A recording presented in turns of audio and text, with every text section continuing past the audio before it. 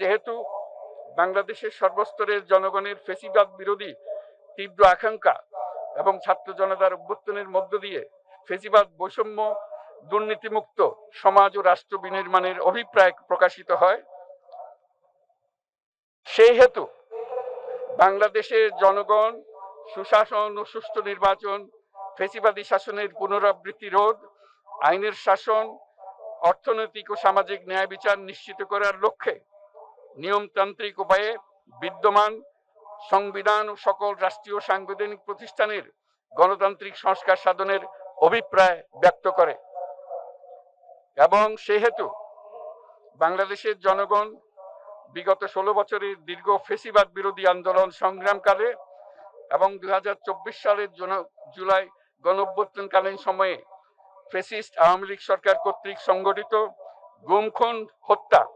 গণহত্যা, মানবাধিকার বিরোধী অপরাধ ও সকল ধরনের নির্যাতন, নিপীড়ন ও রাষ্ট্রীয় সম্পত্তি লুণ্ঠনের অপরাধ সমূহের দ্রুত উপযুক্ত বিচারের দৃঢ় অভিপ্রায় ব্যক্ত করছে। সেহেতু বাংলাদেশের জনগণ জুলাই জনগণের সকল শহীদদের জাতীয় বীর হিসেবে ঘোষণা করে শহীদদের পরিবার, আহত যোদ্ধা এবং আন্দোলনকারী ছাত্র জনতাকে প্রয়োজনীয় সকল আইনি সুরক্ষা দেওয়ার অভিপ্রায় ব্যক্ত করেছে।